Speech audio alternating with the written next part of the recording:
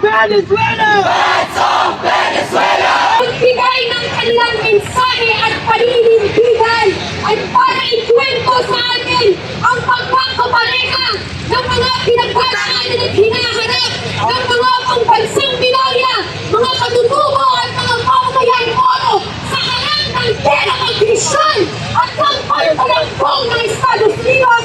Tinatawagan mula sa Moro Christian People's Alliance si Amira Limasan at mula naman sa Tagredo si Punay Claver. Sino ang terorista? Ang US! Sino sila terorista? Narinig na po yan, mga kapulisan. Ang tunay na terorista ay ang pinoprotektahan yung US Embassy.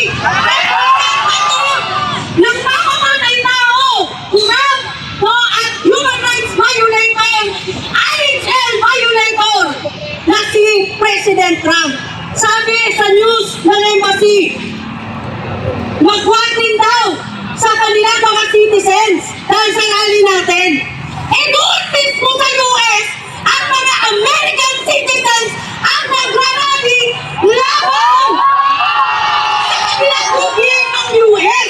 At palagay ko, ang mga kamag-anak ng mga biniktima ng ICE arrest, yung kanilang immigration and customs enforcement, yung mga pinatay doon, nagkakalit din at nagkakalaite dito sa Trump administration dahil sa isinasagawa nilang mga illegal arrest, pagpatay sa kanila mismong mga citizens.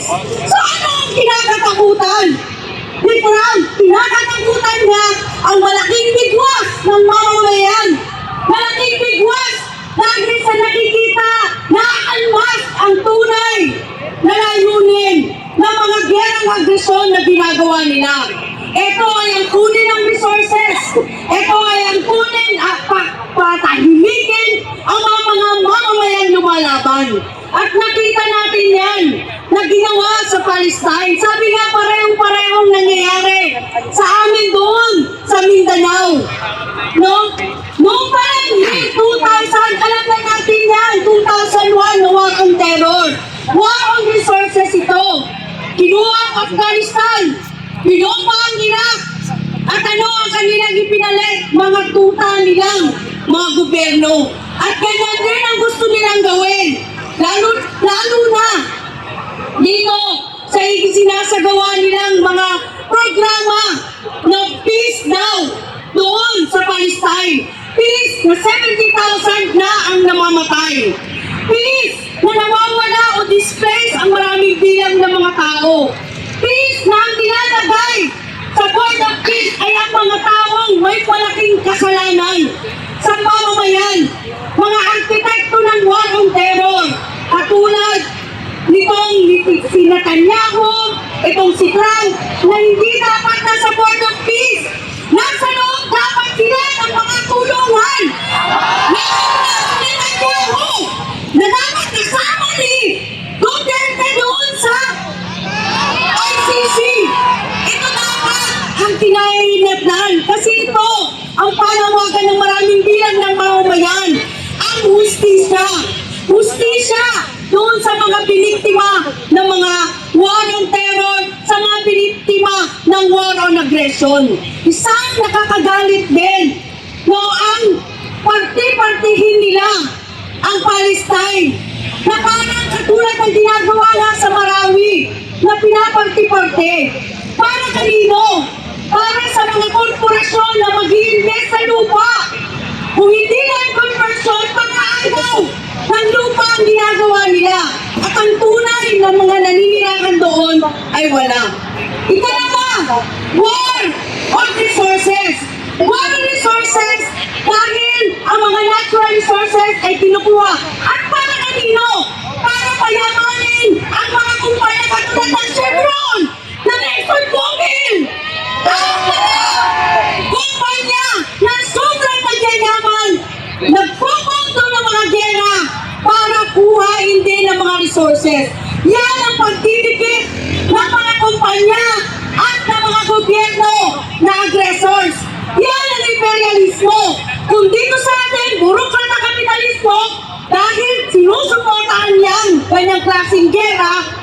ng agresyon ng mga tutang gobyerno, lalong-lalo na si Marcos.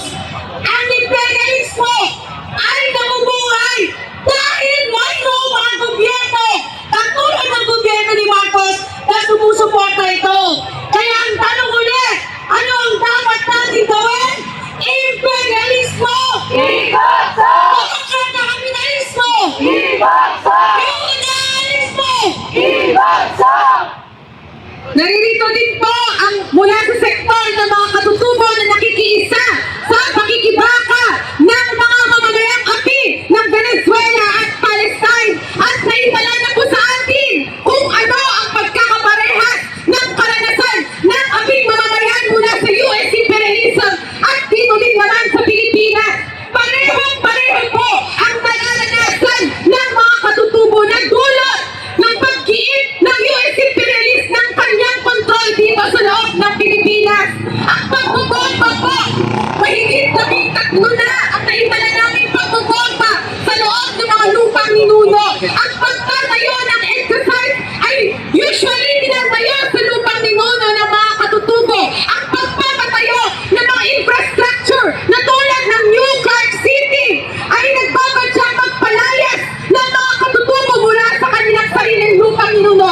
At lahat ng ito ay fashioned after ang mga pulisiya ng US imperialist. Lahat ng itong nararanasan ng mga katutubo at Moro na paglabag sa kanilang karapatang pantao, na paglabag sa international humanitarian law ay dulot ng impluwensya ni Donald Trump kay Marcos Jr.